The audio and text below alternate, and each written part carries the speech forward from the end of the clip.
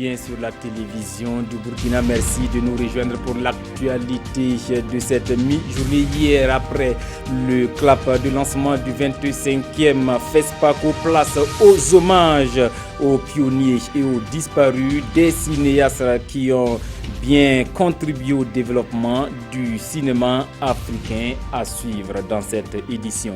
Et puis, un centre pour tabagisme, c'est une première dans la sous-région pour prévenir la maladie et surtout sauver ceux-là qui sont actuellement dépendants du tabac. L'inauguration du bâtiment est intervenue ici même à Ouagadougou. Mesdames et messieurs, voilà pour le sommaire. Bienvenue à tous. Mais avant de développer ces titres, direction le stade municipal Issoufou Joseph Konombo pour revivre le clap de lancement du FESPACO 2017 intervenu hier sur la problématique de la formation au métier de cinéma et de l'audiovisuel. Une cérémonie au cours de laquelle mention spéciale a été faite à la Côte d'Ivoire, pays invité d'honneur de cette 25e édition de la fête du cinéma africain. Paul David Bambara et Monira Kiri, reportage. Le stade municipal Issoufou Konombo est à son comble, la raison est unique, magnifier le cinéma africain. Et par ce clap, le président du Faso donne le top départ de la 25e édition du FESPACO.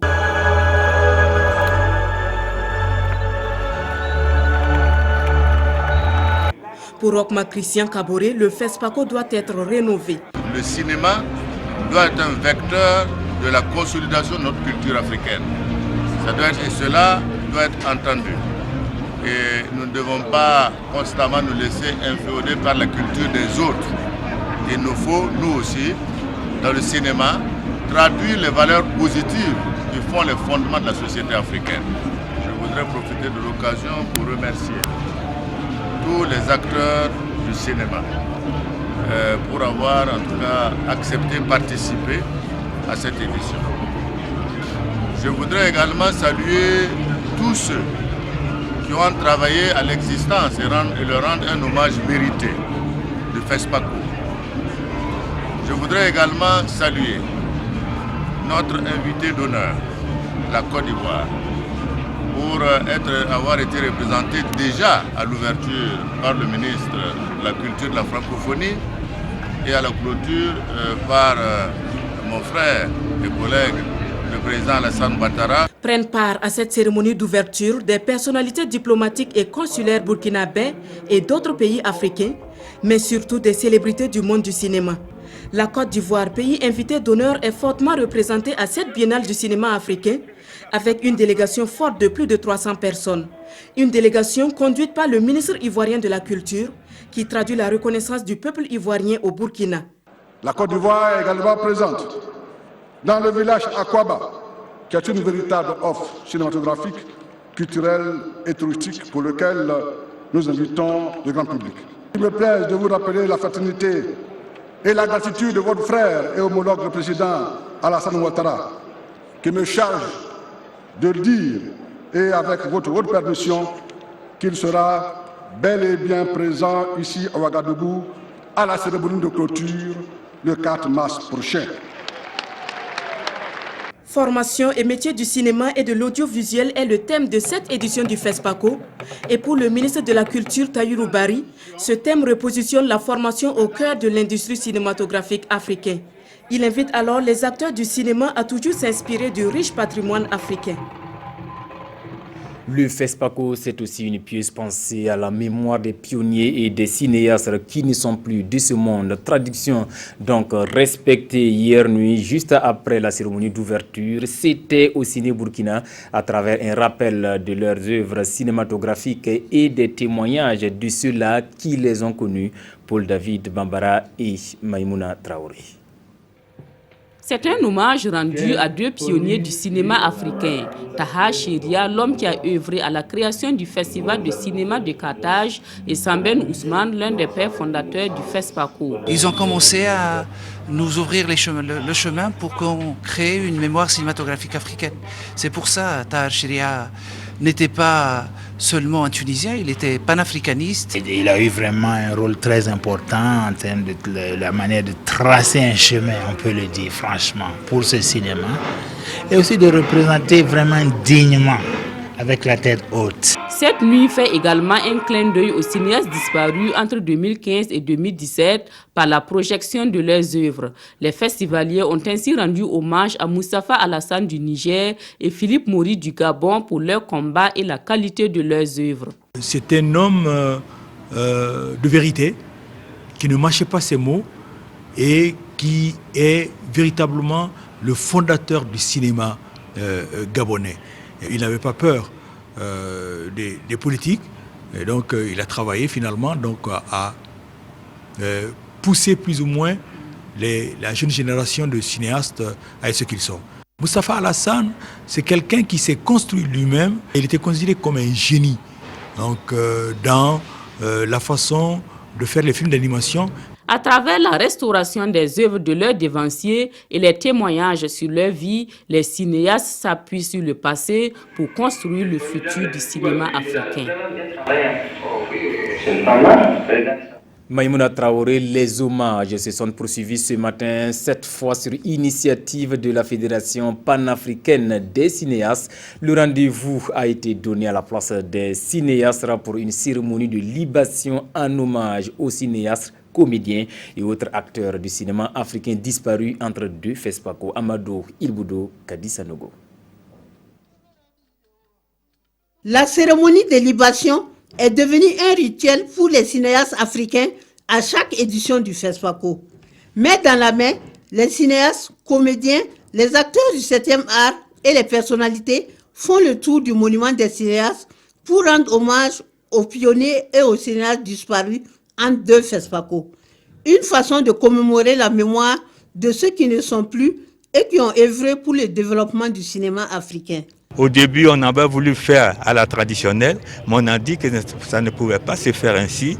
Et on a symboliquement dénommé libation, mais c'est une libation symbolique. Voilà, pour le souvenir de la terre et surtout pour un remerciement, une reconnaissance au gouvernement burkinabé. La reconnaissance à ceux qui ont continué leur combat et qui nous ont quittés. Un fait essentiel, c'est vraiment le respect d'une culture, la culture africaine ou des cultures africaines, où nous rendons hommage à ceux qui nous ont quittés. Initiée par la Fédération panafricaine des cinéastes FEPACI, cette cérémonie est un exemple de solidarité entre les cinéastes, les cinéphiles et les festivaliers. C'est un devoir de reconnaissance envers les cinéastes disparus.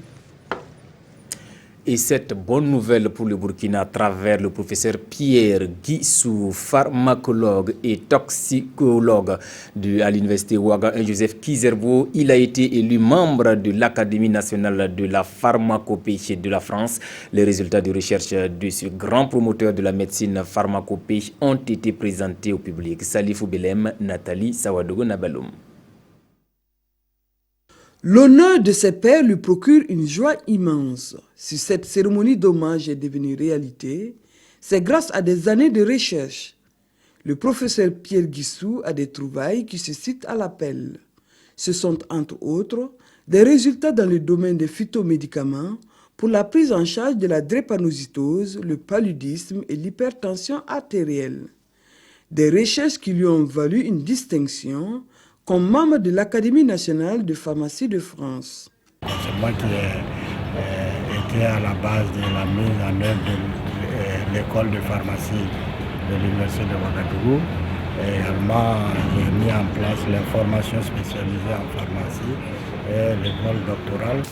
Depuis 43 ans, c'est mon credo.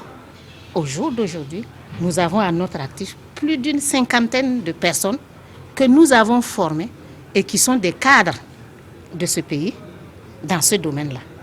Et donc, plus rien ne peut être remis en question en ce qui concerne l'étude des plantes médicinales. Pour le directeur de l'Institut de recherche en sciences de la santé, les résultats de ces recherches ont une grande portée.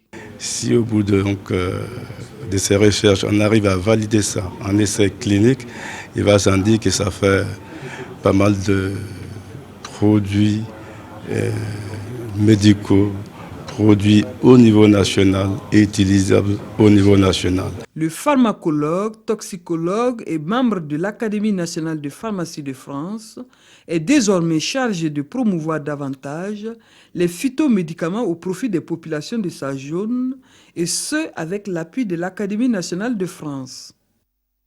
Vous êtes dépendant du tabac. Eh bien, tout n'est pas encore perdu. Ouagadougou abrite le tout premier centre de sévrage tabagique. Son inauguration est intervenue vendredi. Outre le traitement apporté aux personnes déjà dépendantes du tabac, ce centre sera surtout orienté vers la prévention. On en saura plus avec Amadou Ilboudou et Kadi Sanogo. Le tout premier centre de sévrage tabagique de l'Afrique de l'Ouest est fonctionnel. Et c'est Ouagadougou qui abrite ce cadre de référence. L'unité hospitalière d'aide au sévrage tabagique, créée dans le cadre du projet Vusongo, ou bien respirer en langue morée, est le fruit du partenariat entre l'agence Expertise France et le ministère de la Santé. Elle a coûté la bagatelle de 260 millions de francs CFA. Le ministère français de la Santé et le ministère français des Affaires étrangères et du développement international a tenu à financer intégralement ce projet de la réfection de ce bâtiment jusqu'à la mise en œuvre des activités. Je veux aussi signifier que ces activités, ce n'est pas que de la lutte contre les addictions. Pour le sevrage tabagique, c'est effectivement un aspect majeur, mais c'est aussi un aspect de sensibilisation et de prévention. Les activités du centre de sévrage tabagique de l'Afrique de l'Ouest sont entre autres la prévention, le diagnostic et le traitement de la dépendance tabagique. Le tabac constitue un grave problème de santé publique dans notre pays, et dans le dispositif de lutte contre le tabac, au-delà des aspects réglementaires qui sont mis en place, il était indiqué que nous mettions en place ce centre qui va permettre à ceux qui veulent et qui veulent arrêter de fumer de venir au niveau de ce centre. Situé à la direction des ressources humaines du ministère de la Santé, cette unité va contribuer à délivrer des milliers de personnes de l'emprise du tabac. Et pour la bonne gestion des archives, une nouvelle politique nationale sur les archives s'impose au Burkina. Pour son élaboration, les acteurs se sont retrouvés cette semaine pour relire la loi 061 du 22 décembre 1998 et ses décrets d'application afin qu'elle réponde aux attentes des archivistes et aux normes internationales. Daouda Ouattara, Oumou Sissé. La loi et ses décrets d'application sur la politique d'archivage au Burkina Faso est désormais caduque. Et un toilettage des textes s'impose pour adapter les archives aux réalités nationales et aux normes internationales. Vous savez que nous sommes dans l'ère des numériques, des technologies de l'information et de la communication. Et par conséquent, c'est des aspects qui n'avaient pas été pris en compte en son temps. Et par conséquent, il faut relire ces textes en intégrant ces innovations, comme l'a dit Madame la secrétaire générale de la présidence du Faso. Il y a non seulement les technologies de l'information qu'il faut prendre en compte, mais aussi il y a un décret datant de 1974 relatif à la prestation des serments des archivistes au regard justement de la sensibilité des informations contenues dans les archives. La relecture de cette loi et ses décrets d'application s'inscrit dans le cadre de la politique nationale sur les archives lancée en 2011. Et selon le directeur national des archives, des documents bien tenus permettent d'établir une traçabilité sur plusieurs années et d'éviter de ce fait un éternel recommencement des actions administratives.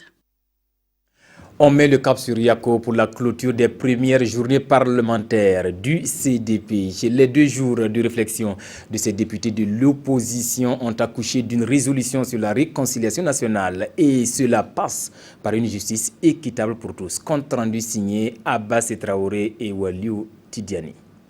À l'issue des travaux de ces premières journées parlementaires du groupe CDP qui ont eu lieu à Yako du 23 au 24 février dernier, une résolution a été adoptée en vue de relancer le processus de réconciliation. Le souhait de ce groupe parlementaire, c'est de parvenir à réconcilier les fils et filles du Burkina pour un développement économique et social. C'est un engagement des députés CDP œuvrer pour encourager toute initiative allant dans le sens de la réconciliation et à œuvrer eux-mêmes aussi pour cette réconciliation-là. Durant des jours, les députés ont échangé sur le thème réconciliation nationale, rôle et contribution du groupe parlementaire CDP. 4 communications ont été présentées afin de renforcer les connaissances des députés sur la notion de réconciliation nationale. La question de justice a été aussi abordée et sur ce point, les membres du groupe parlementaire dénoncent une justice selon eux sélective. Nous disons qu'il faut la justice pour tous, une justice qui soit équitable, que nous ne soyons pas appréciés, sinon jugés en fonction d'une quelconque casse-tête. La vie du parti était également à l'ordre du jour. Selon les députés, une commission ad hoc a été mise en place dans le but de relancer le parti. C'est connu, Gawa accueille les festivités du 57e anniversaire de l'indépendance du Burkina. Les jours s'égrènent et de son côté, le comité régional d'organisation multiplie les rencontres d'information et d'échange avec les forces vives du Sud-Ouest face aux ressortissants de cette région qui résident à Ouagadougou. Hier, le comité leur a présenté l'état d'avancement des travaux tout en les invitant à souscrire pour l'acquisition des parcelles dans les cités des forces vives. Le point avec Nongba Kouda et Yolande Lompo. Cette année, c'est la première fois qu'on réalisera une cité du 11 décembre. Et dans cette cité, un certain nombre de parcelles seront destinées aux forces vives. Les conditions d'acquisition de ces parcelles et l'état d'avancement des travaux ont été présentés aux ressortissants de la région du Sud-Ouest résidant à Ouagadougou par le comité régional d'organisation de la fête nationale du 11 décembre à Gawa. 2 sites ont été aménagés à Tonkar et au niveau de la base canadienne. 75 parcelles seront mises en jeu. Au jour d'aujourd'hui, les parcelles sont dégagées, les voies sont ouvertes et rechargées. On est là pour voir comment est-ce que les attributions de ces parcelles peuvent être faites. Il y a aussi d'autres infrastructures, la gare routière, la salle polyvalente, la piste de défilé et le marché. À ce niveau, tous les marchés ont été donnés. On attend incessamment d'ici fin mars le début des travaux. L'on note déjà la levée de 50 km de voirie par l'équipe topographique. À partir du 11 novembre 2017, toutes les constructions devront être achevées. Quant au déblocage des fonds, il est attendu pour la première semaine du mois de mars. Après Ouagadougou, le cap sera mis sur Bobo-Dioulasso, Abidjan et Accra afin de mettre toute la diaspora au même niveau d'information pour que la fête soit belle.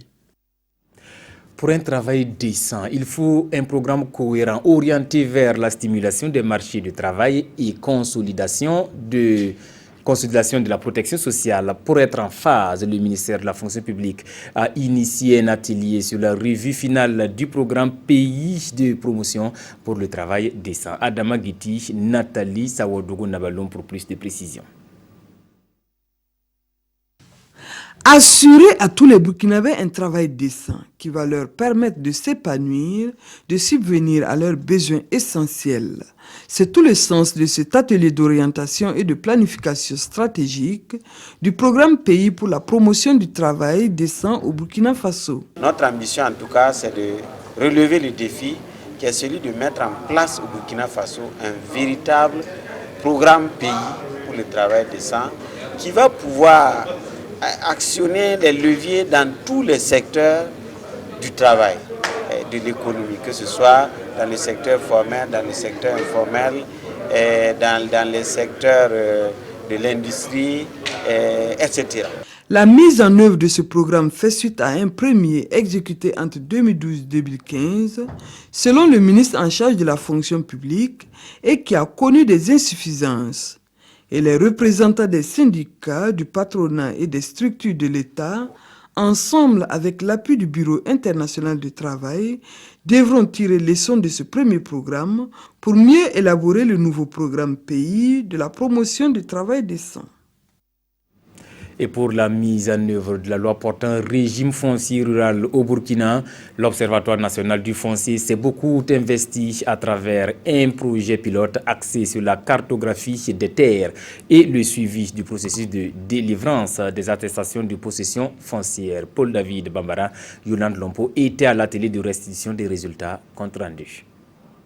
Expérimenté en Tanzanie pour cartographier et enregistrer les droits fonciers ruraux, MAS est une technologie qui a été adaptée au contexte burkinabé. Cet outil d'immatriculation des terres rurales a déjà permis de formaliser les droits fonciers des populations de 4 villages dans la commune rurale de Boudri, dans la région du Plateau central. Ces 4 villages-là ont été équipés avec pratiquement 12 téléphones portables Android, avec le logiciel intégré qui permet justement à partir de l'imagerie satellitaire de suivre les contours, les périmètres que les paysans voudraient sécuriser et de pouvoir générer une cartographie et prendre toutes les données et aller vers l'immatriculation de la terre. 6 mois après la mise en œuvre de ce projet pilote, les acteurs de la chaîne foncière veulent partager ici les résultats partiels de cette application. En l'espace de 20 jours d'enregistrement, à partir de 12 téléphones, nous avons enregistré presque 2658 parcelles. Les paysans peuvent disposer de leur attestation de possession foncière avec toute la sécurité requise à partir du GPS. Ça nous prend pratiquement 1 an pour le faire. Des titres entièrement délivrés dans le cadre de ce projet financé par l'USAID seront remis aux bénéficiaires à l'issue de cette rencontre à Boudri. Et afin de booster le niveau de sécurisation des terres, l'Observatoire national du foncier au Burkina Faso souhaite que cette expérience s'étende aux autres communes. Voilà des précisions de Yolande Lompo. Parlons environnement 2017, une année de défis. Les acteurs du programme Ressources partagées, solutions communes à travers l'atelier de lancement programme, ils se sont donnés pour mission de faire connaître le programme auprès des partenaires.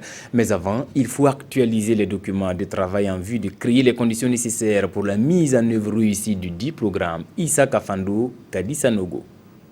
Cet atelier marque le démarrage effectif du programme Ressources partagées, solutions communes au Burkina Faso. Un programme qui met l'accent sur la sauvegarde des biens publics mondiaux basés sur les écosystèmes tels que l'approvisionnement des ressources en eau, la sécurité alimentaire, la biodiversité et la résilience au changement climatique. Il sera exécuté dans 16 pays africains à faible revenu et à revenu intermédiaire inférieur dans le Burkina Faso à travers le bassin du Nakambe. Ce programme, c'est un second volet, mais met l'accent sur la place que la société civile pourrait jouer, n'est-ce pas, débloquer ces processus au niveau local, parce que la société civile, à notre sens, est un observateur presque indépendant, n'est-ce pas, qui pourrait appuyer l'activité gouvernementale et aussi au niveau du secteur privé. Et non seulement l'appuyer, mais aussi dénoncer quand il faut et apporter des solutions quand il faut et des solutions républicaines. D'une durée de 5 ans, ce nouveau programme sera mis en œuvre par 3 ONG burkinabés qui ont une longue expérience de collaboration avec l'UECN Pays-Bas. Il s'agit de l'AGED, de l'AGRF Komoé le Rabat et de la Fondation Naturama. Selon à la découverte de l'homme de l'année de la radio Salan Koloto, selon celui-là qui s'est investi l'année écoulée par son abnégation au travail, ses efforts pour booster le développement du Burkina et ses actions en faveur des plus démunis. C'est bien Abdoul Ouedraogo, le PDG de Abdoul Service, selon la radio Salan Koloto. La cérémonie de remise de prix avec Moussa Ouedraogo et Bouman Ernest Nebié. C'est lui l'homme de l'année 2016, Abdoul Ouedraogo, le PDG de Abdoul Service. Une 6e édition de la radio Salan Koloto qu'il remporte ici grâce à ses multiples gestes et réalisations en faveur du développement du Burkina. Monsieur Abdoul Ouedraogo, notre illustre bienfaiteur, a étonné.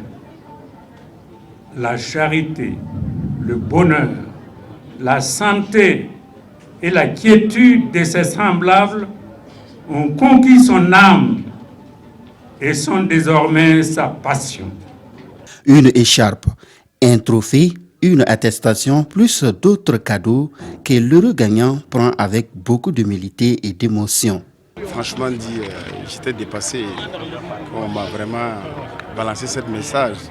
Et je suis retenu en 2016 comme l'homme de l'année pour tout ce que je fais pour la nation. Le chef d'État et son gouvernement seul ne peut pas vraiment régler le problème de la pauvreté et les complications que nous vivons avec seul. Il faut qu'il y ait vraiment de bonnes volontés comme les nous autres. Pour l'homme qu'on appelle communément Abdoul Service, le secret de la réussite n'est rien d'autre que le travail. C'est pourquoi, au cours de cette cérémonie, il invite les jeunes à s'y mettre. Seul le travail. Vous me voyez arrêter comme ça, je sors souvent à 5 h du matin et je rentre souvent à 22 h. Des artistes musiciens comme Awanadia, Des Altino, Flobi apportent leur touche à la manifestation. Ils sont venus témoigner musicalement leur reconnaissance aux lauréats pour les multiples gestes qu'eux aussi bénéficient de lui. FESPACO oblige, et c'est là que nous allons refermer cette édition. Hier, à la cérémonie d'ouverture au stade Issoufou Joseph Konombo, nous nous sommes aussi intéressés à l'ambiance qui régnait sur place là-bas. Le public n'a pas marchandé sa mobilisation et du spectacle. Il y en a eu hier. Des artistes burkinabés et africains se sont succédés sur scène devant leurs fans. Le film avec Amadou Ilboudou et Vincent Kenderbiogo. Il y a eu du spectacle ce samedi au stade municipal Joseph Konombo. Et les festivaliers et autres amoureux de l'art en ont eu pour leurs yeux et pour leurs oreilles. Les goûts sont différents, mais tous ont été servis. Le spectacle du Nyenega, un spectacle avec les chevaux qui reflète l'image des Étalons, l'image du Burkina Faso, de l'histoire de la princesse Nyenega.